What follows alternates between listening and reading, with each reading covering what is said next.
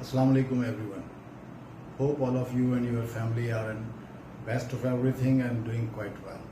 So we are again with you with another new video, and it is about adverb, the part of a speech. So this is our second video on this subject, adverb. So as you can see on the board that we have a lot many adverbs to discuss today. So we will only tell you the meaning and right usage of these adverbs and perhaps a few sentences verbally or orally. I may not be able to write all of them here because it will take too long. Okay, so we have much, very, too, enough, still, yet, so far, quite, at present, presently, fairly, and rather. These are the two different adverbs.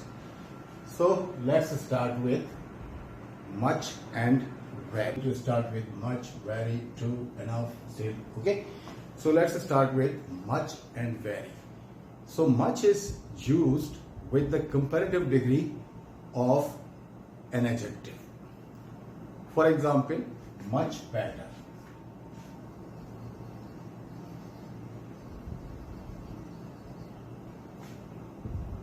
We cannot say very better.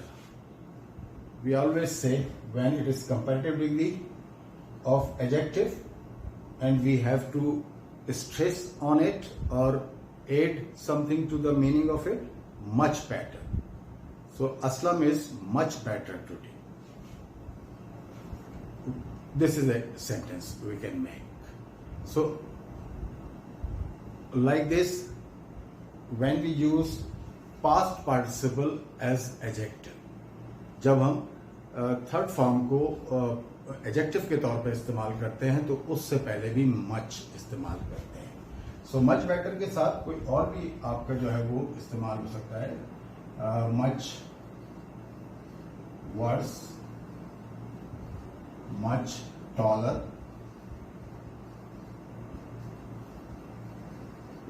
Much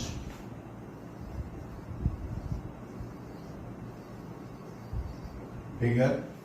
तो इनसे आप जो है वो sentences बना सकते हैं. और कंपैरेटिव कहाँ इस्तेमाल करते हैं, ये एडजेक्टिव की दोनों वीडियोस में आपको मिल जाएगा. एक तो कंपैरेटिव डिग्री के साथ इस्तेमाल करते हैं. दूसरा जब एडजेक्टिव हमारा पास्ट पार्टिसिपल फॉर्म में होता है, यानी कि थर्ड फॉर्म के तौर पर इस्तेमाल करते हैं. Surprised, surprised. तो आप कह सकते हैं कि much surprised. I was surprised, तो ये सॉफ्ट उसमें आ गया. लेकिन आप कहेंगे कि आई वॉज मच सरप्राइज, तो वेरी के सेंस में इस्तेमाल होता है, लेकिन वेरी यहां पर नहीं इस्तेमाल करते, बल्कि हम जो है वो मच इस्तेमाल करते हैं. मच सरप्राइज, मच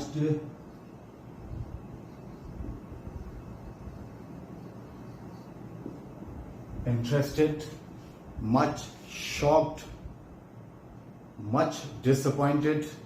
तो इस तरह की जब भी हम कंपैरेटिव के साथ जो है वो मच इस्तेमाल करेंगे, और ये मच जो है वो दोनों ही सूत्रों में जो तक हम आपको बता चुके हैं एडजेक्टिव से पहले इस्तेमाल करते हैं. इस तरीके से वेरी जो है वो पॉजिटिव डिग्री के साथ इस्तेमाल होता है. इस तरह मच कंपैरेटिव डिग्री से पहले इस्तेमाल होता है, तो वेरी जो है वो पॉजिटिव डिग्री के साथ इस्तेमाल करते हैं. जैसे वेरी गुड,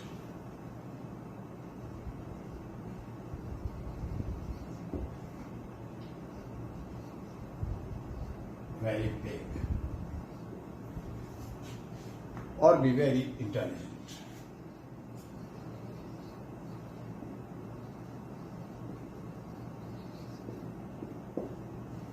ठीक है, पॉजिटिव डिग्री के साथ हो गया. तो इसी तरह से जब ये वर्ब के तौर पे अपने वर्ब को क्वालिफाई करेगा, तो भी जो है वो पॉजिटिव डिग्री के साथ जो है वो हम एडवर्ब को जब क्वालिफाई करेगा, वर्ब को क्वालिफाई करेगा, तो हम इसमें वेरी इस्तेमाल करेंगे. वेरी फास्ट, यानी ये यहां पर जो है वो वर्क को क्वालिफाई कर रहा है। ही वॉज रनिंग फास्ट या ही रैन फास्ट। और जब आप उसमें और ज्यादा इजाफा करना चाहें तो आप कह सकते हैं कि ही रैन वेरी फास्ट। ठीक है, तो ये उसके साथ इस्तेमाल हो गया। The book is very interesting, ये मैंने आपको बताया कि जैसे पास्ट पार्टिसिपल वाला एडजेक्टिव था तो उसके साथ हमने जो है वो मच इस्तेमाल किया था, और जब ये प्रेजेंट पार्टिसिपल वाला यानी आईएनजी वाली फॉर्म में पार्टिसिपल में आएगा और एडजेक्टिव के तौर पे इस्तेमाल होगा तो उसकी मीनिंग में इजाफा करना होगा हमें। तो हम जैसे भी हमने लिखा था कि वेरी मच सरप्राइज लिखा था, तो वेरी सरप्राइजिंग।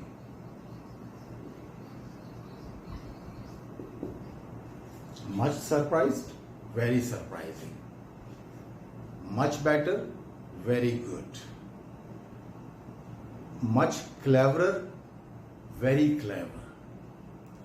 ठीक है, तो इसी तरीके से जो है वो ये सरप्राइजिंग हो गया।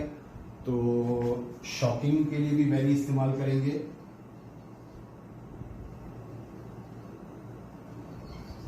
आईएनजी फॉर्म में और भी बहुत सारे बाज़ ये होता है कि बोलते वक्त जो है वो जहन में नहीं आते हैं तो आपको नहीं बता पाते।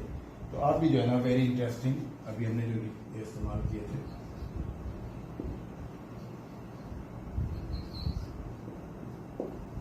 Very surprising, very shocking, very interesting. लेकिन जब ये पास्ट पार्टिसिपल फॉर्म में इस्तेमाल होंगे तो much surprised, much shocked, much interested. ठीक है, आई होप कि मतलब ये चीज जो है आपको क्लियर हो गई होगी। इनको सेंटेंसेस में आप अपने तौर पे और भी प्रैक्टिस कर सकते हैं, बना सकते हैं। अब हम आते हैं ट्रू और एनफ पे। तो पहले एनफ को डिस्कस कर लेते हैं। एनफ जो है वो एडजेक्टिव के तौर पे भी इस्तेमाल होता है, एडवर्ब के तौर पे भी इस्तेमाल होता है। लेकिन इसका ये है कि जब ये एडजेक्टिव के तौर पे इस्तेमाल होता है तो नाउन से पहले इस्तेमाल होता है। आपको पता ही है कि एडजेक्टिव जो है वो नाउन को क्वालिफाई करता है। अगर आपने हमारी एडजेक्टिव वाली वीडियो नहीं देखी है तो वो देखें, पार्ट्स ऑफ स्पीच वाले प्लेलिस्ट में जब आप उसको चेक करेंगे तो पार्ट्स ऑफ स्पीच के फोल्डर में आपको एडजेक्टिव की 2 वीडियोस मिलेंगी। तो एनफ जब इस्तेमाल होता है तो जैसे enough money, enough time,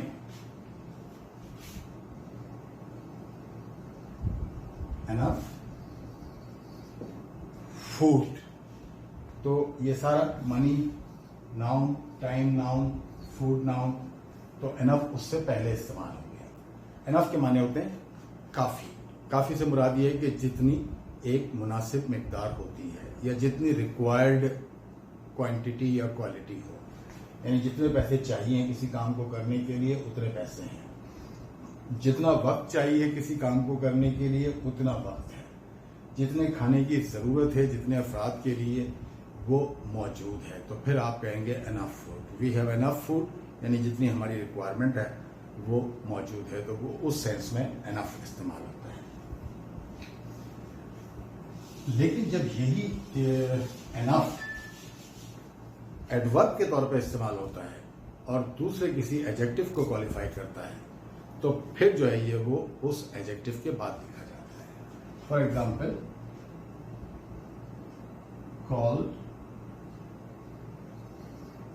enough, cold enough. Meaning वही है जो अभी मैंने आपको बताई है नाउन के साथ, यानी जितना कोल्ड किसी चीज को होना चाहिए उतना कोल्ड है, या जो एक मुनासिब है, या जो पीने में प्रॉब्लम नहीं होता, कोई पानी है कोल्ड एनफ है, जितनी चाहिए जितना होना चाहिए, ठंडा इतना है, ज्यादा नहीं है, ना ज्यादा ठंडा है ना कम ठंडा है, तो फिर कोल्ड एनफ। इसी तरीके से हॉट एनफ,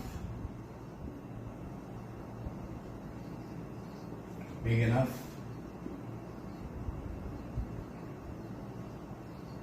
ओल्ड एनफ। ठीक है, ये सारे के सारे जो है ये कोल्ड, हॉट, बेक, कोल्ड आपने देखा कि एडजेक्टिव है, और इन सब के जब इनको एनफ ने क्वालिफाई किया तो ये हमेशा इनके बाद लिखा जाता है। वो जिस तरह से जब नाउन को क्वालिफाई कर रहा था एज एडजेक्टिव ये, तो नाउन से पहले लिखा जा रहा था।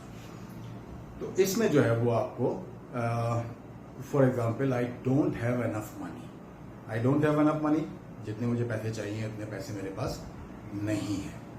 इसी तरीके से ही हैज़ एनफ एक्सपीरियंस, किसी जॉब के लिए जो रिक्वायर्ड एक्सपीरियंस है या किसी काम को करने के लिए जितना तजर्बा चाहिए वो अगर मौजूद है तो एनफ एक्सपीरियंस हम कहेंगे। ठीक है, एक आपको मिसालें और बताएं। He is old enough to get a driving licence. अब यहां पर देखिए कि ये old enough, he is old enough to get a driving licence. Driving licence को हासिल करने के लिए जितना ओल्ड होना ज़रूरी है, जितनी एज रिक्वायर्ड है वो मौजूद है, यानी वो उतना ओल्ड है। तो इसके बाद the house is big enough for all of us, हम सब के लिए जितना बड़ा घर रिक्वायर्ड है, जितना होना चाहिए इतना मौजूद है। ठीक है, the bag is big enough for all the luggage.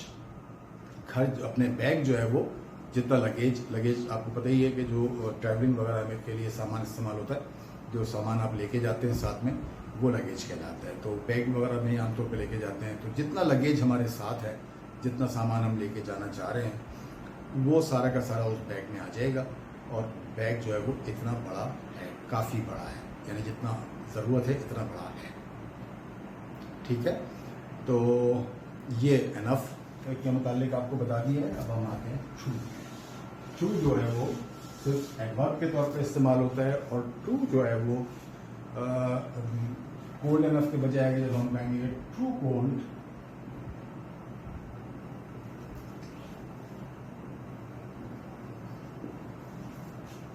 तो इसका मतलब होगा कि एक लिमिट से ज्यादा। ट्रू कोल्ड एक लिमिट से ज्यादा। फॉर एग्जांपल, अगर आपको नहाने के लिए ठंडा पानी चाहिए या सादा पानी चाहिए, तो वो पानी जो है वो आपके जिस्म को अनकंफर्टेबल या अनईजी फील ना करवाए, तो वो कोल्ड इनफ हो गया। लेकिन अगर आपको अनईजी फील करवाता है और ज़्यादा ठंडा है, तो फिर जो है ना वो टू कोल्ड कहलाएगा। इसी तरीके से अगर आप टू हॉट कहते हैं,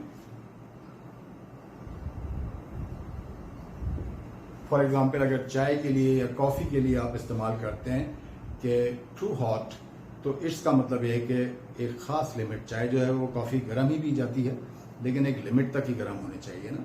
अगर हद से ज़्यादा गर्म होगी तो फिर वो ज़बान वगैरह जलने का होता है। तो वो उस लिमिट को जब क्रॉस कर जाती है एक चीज़, तो उसके लिए हम ये एडवर्ब टू इस्तेमाल करते हैं। Too hot, too cold.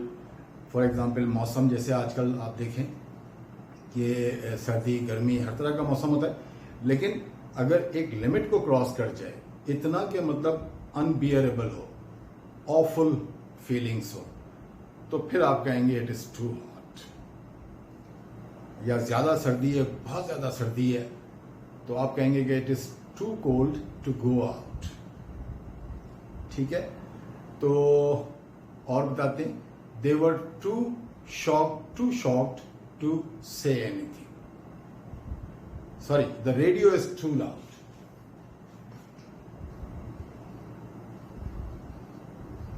The radio is too loud, यानी एक खास लिमिट तक तो आवाज जो है म्यूजिक की या किसी भी खबरों वगैरह की अच्छी लगती है, लेकिन बहुत ज्यादा तेज हो तो कानों को बुरी भी लगती है। तो वो एक लिमिट को जब क्रॉस करती है तो फिर वो टू होता है। तो एक्सीडिंग डिग्री के लिए टू एज ए एडवर्ब इस्तेमाल करते हैं, राइट। टू के साथ एक स्ट्रक्चर और भी है, टू प्लस इन्फिनिटिव। वो एक सेंटेंस जो मैं बोल गया था ना, सॉरी था तो उसमें, तो अब हम उस पर आते हैं। टू के साथ आमतौर पे ये एकेडमिक उसके लिए भी है, और क्वेश्चन पेपर में इंग्लिश के आमतौर पे सवाल आता है रिमूव टू। तो जैसे he is too weak to walk. अब आपसे कहा जाए, अगर क्वेश्चन है कि रिमूव टू, तो आप कहेंगे कि ही इज सो वीक। सबसे पहले तो आपने क्या कि टू इसमें से निकाल दिया और सो इस्तेमाल कर लिया उसकी जगह, लेकिन फिर इसमें जो है वो कंजंक्शन डैट इस्तेमाल करेंगे। He is so weak that, subject को दोबारा इस्तेमाल करेंगे, ही कैन नॉट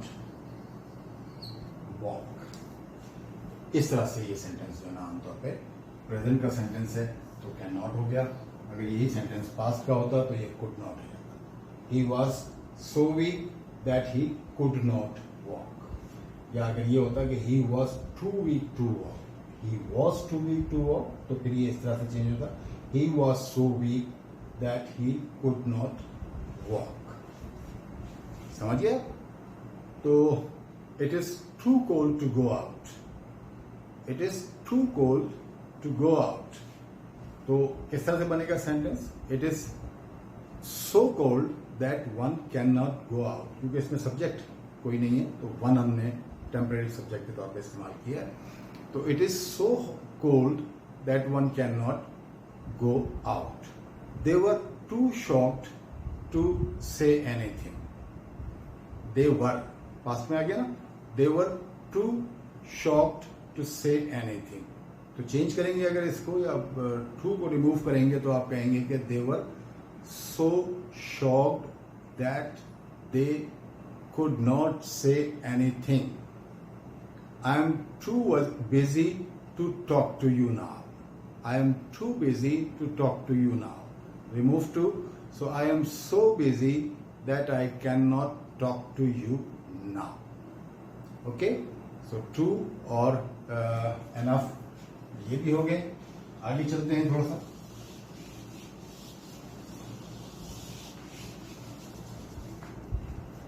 क्वाइट इस्तेमाल करते हैं। क्वाइट की मीनिंग में एक चीज और देख लीजिएगा, इसकी स्पेलिंग पे खास तौर पे तवज्जो दीजिएगा। कभी गलती से इसको जो है वो QUIET मत लिखिएगा, इसके मीनिंग जो है खामोश के हो जाते हैं, ये बिल्कुल ही अलग हो जाता है, फिर ये एडवर्ब भी नहीं रहता। ठीक है, तो ये एडजेक्टिव हो जाता है। तो ये क्वाइट जो QUIET क्वाइट है, तो इसका जो है इसके माने होते हैं कंप्लीटली। क्वाइट के माने क्या होते हैं? कंप्लीटली, यानी मुकम्मल तौर पर। His performance is quite satisfactory, his performance is quite satisfactory।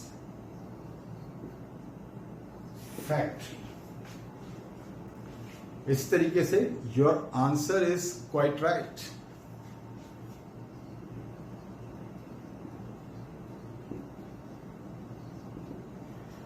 Quite satisfactory, मुकम्मल तौर पर इत्मीनान बख्श।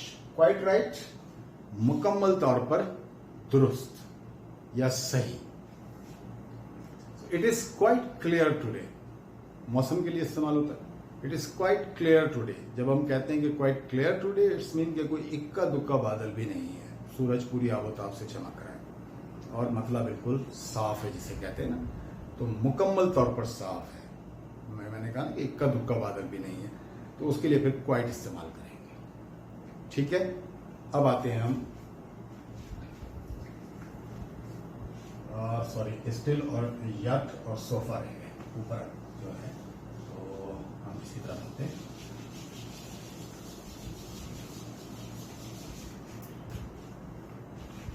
स्टिल इस्तेमाल करते हैं। अच्छा देखें, स्टिल, यट और सोफा, ये तीनों के तीनों ही जो एडवर्ब्स हैं, इनकी मीनिंग उर्दू में जो है वो अभी तक के मानों में इस्तेमाल होती है। उर्दू में तो सेम मीनिंग होती है, लेकिन इंग्लिश में इनके इस्तेमाल में जो है वो काफी फर्क है। स्टिल इस्तेमाल करते हैं अनचेंज्ड सिचुएशन के लिए, अनचेंज्ड सिचुएशन के लिए, यानी जो सिचुएशन पहले थी वही अब है, यानी उसमें कोई तब्दीली नहीं आई है। जब आप कहते हैं कि इट इज स्टिल रेनिंग, कि स्टिल रेनिंग, अभी तक बारिश हो रही है, इसका मतलब है कि जिस तरह से पहले हो रही थी वही पोजीशन अब भी है। ही इज स्टिल जॉबलेस, वो अभी तक जॉबलेस है, जैसे पहले जॉबलेस था ऐसे अब। जॉबलेस है। और आगे इसको अगर मतलब देखेंगे तो are you ready, sorry, he is still very careless, he is still very careless, वो अभी तक जो है वो लापरवाह है बहुत, ठीक है ना, केयर नहीं करता। तो जैसा पहले था वैसा ही अब है, इसमें कोई तब्दीली नहीं आई है। तो अनचेंज्ड सिचुएशन के लिए इट इस्तेमाल होगा, और यट जो इस्तेमाल होता है, यट जो है वो एक्सपेक्टेड इवेंट के लिए इस्तेमाल होता है, एक्सपेक्टेड इवेंट के लिए। उर्दू में मीनिंग वही है अभी तक, अभी हम लिखेंगे या बताएंगे आपको सेंटेंस तो आपको समझ में आ जाएगा। तो यट के बारे में दो चीजें याद रखिए, एक तो एक्सपेक्टेड इवेंट के लिए इस्तेमाल होता है, दूसरा यट जो है वो सिर्फ क्वेश्चन और नेगेटिव में इस्तेमाल होता है। पॉजिटिव सेंटेंस से यट इस्तेमाल नहीं होता, जिस सेंस में हम बात कर रहे हैं अभी तक वाली मीनिंग में, तो उसमें पॉजिटिव सेंटेंसेस में यट इस्तेमाल नहीं होता। जैसे have the gas come yet, और आखिर में इस्तेमाल करते हैं आमतौर पर वर्ब के बाद, have the gas come yet, the guests have not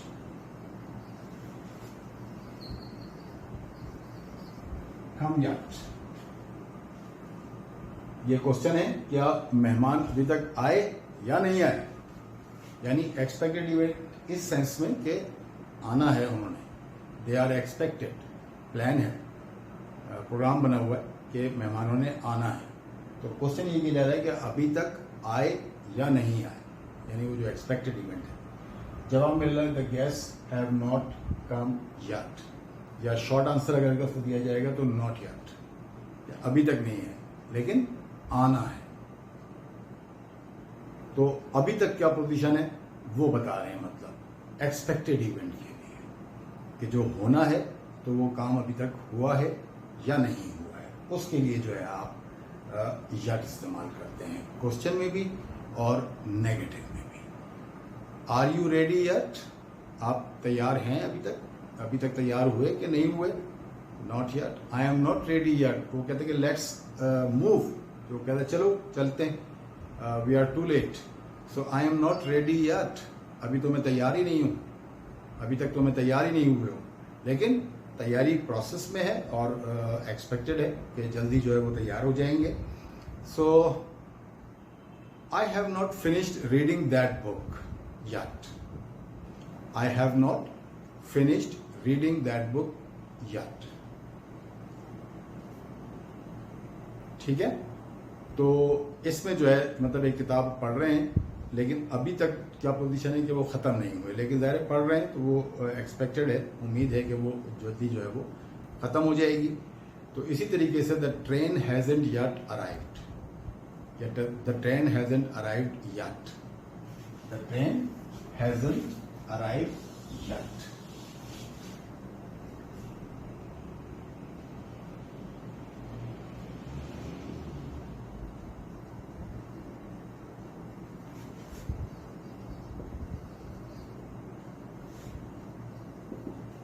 train hasn't arrived yet, train जो है वो अभी तक आई नहीं है, आनी है डेफिनेटली, ज़ाहिर है उसका शेड्यूल होता है टाइम का, लेट हो जाती है, तो एक्सपेक्टेड तो है कि आएगी, लेकिन अभी तक क्या पोजीशन है कि वो अभी तक नहीं आई है। या क्वेश्चन करेंगे तो has the train arrived yet, train आई या नहीं आई अभी तक। कोई फ़ोन पे पूछ रहा है, फर्स्ट कीजिए कि आप जा रहे हैं, उसको पता है कि आप शहर से बाहर जा रहे हैं, स्टेशन पे खड़े हुए हैं, तो बताता है कि भाई मैं तो स्टेशन पे खड़ा हुआ हूँ, तो वो पूछता है कि ट्रेन अभी तक आई या नहीं आई, has the train arrive yet, तो कहता है नो नॉट यट, ठीक है। सो फार जो है वो ना एक्सपेक्टेड इवेंट के लिए और ना ही अनचेंज सिचुएशन के लिए, सिर्फ लेटेस्ट सिचुएशन बताने के लिए इस्तेमाल होता है, मीनिंग वही अभी तक है, सिर्फ लेटेस्ट सिचुएशन बताने के लिए।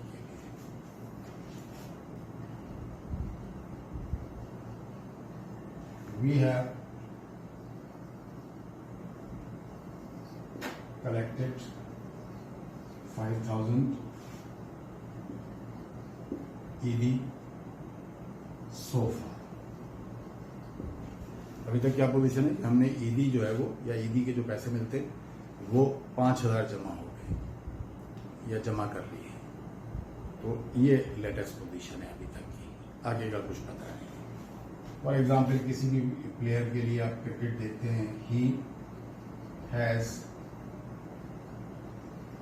स्कोर्ड 75 रन्स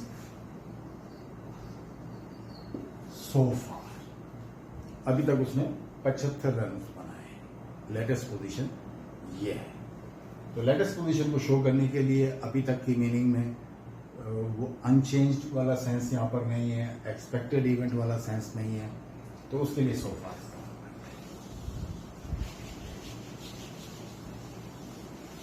हो गया जी।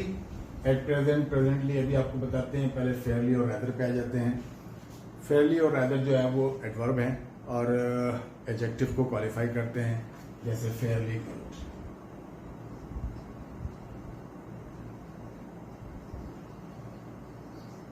फेयरली गुड खासा अच्छा, यानी बहुत अच्छा नहीं, नॉट वेरी, वेरी नहीं कहेंगे, वेरी गुड से नीचे है। फेयरली गुड,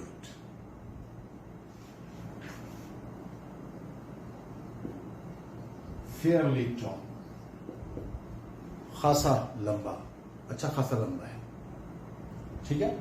तो ये जो है वो जब पॉजिटिव सेंस में इस्तेमाल करेंगे बात को, इसी सेंस में, खासे के सेंस में जिसमें फेयरली इस्तेमाल हो रहा है, तो फेयरली इस्तेमाल कर देंगे। लेकिन जब नेगेटिव सेंस में बात करेंगे, फेयरली गुड था ना जैसे, तो आप ये हो जाएगा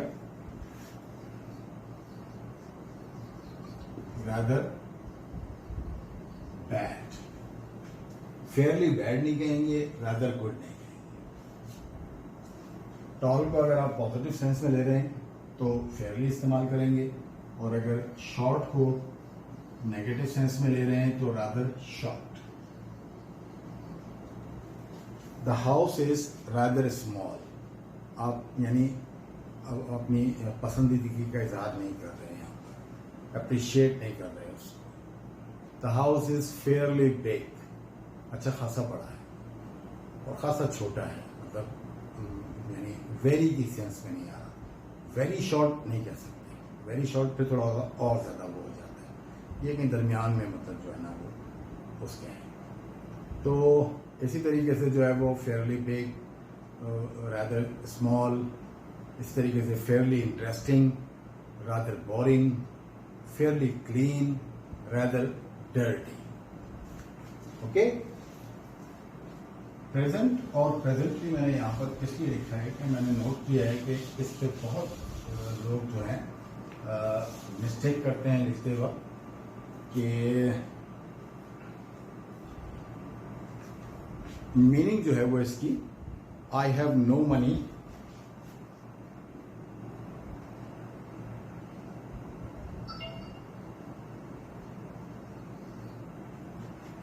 कुछ लोग लिखते हैं प्रेजेंटली।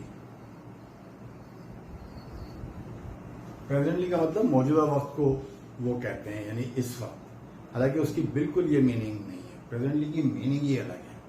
वो इमीडिएटली के सेंस में इस्तेमाल होता है, इमीडिएटली आफ्टर के सेंस में इस्तेमाल होता है, जैसे कहते हैं ना फौरन ही, उस सेंस में इस्तेमाल होता है। यहां पर जो है वो, अगर आप ये कहना चाहते हैं कि इस वक्त मेरे पास पैसे नहीं हैं, तो आप प्रेजेंटली कभी नहीं इस्तेमाल करेंगे, आप कहेंगे at present. I have no money at present. I can't help you at present. इस वक्त मैं आपकी मदद नहीं कर सकता।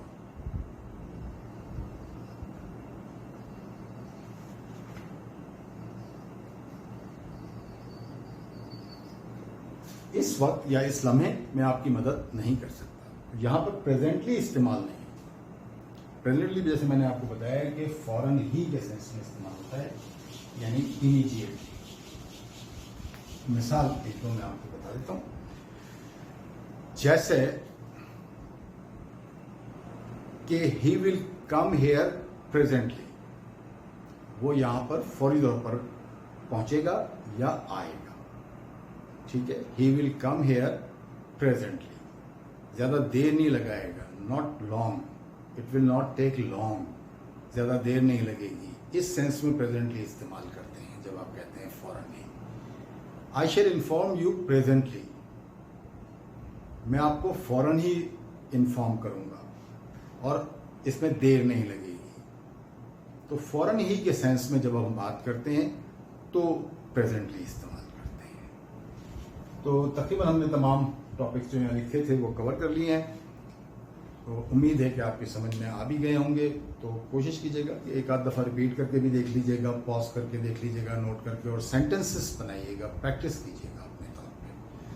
तो दोबारा आपके साथ होंगे अगली वीडियोस के साथ, और तब तक अपने और अपने आसपास के लोगों का ख्याल रखिएगा। इजाज़त चाहते हैं। अल्लाह हाफ़िज़।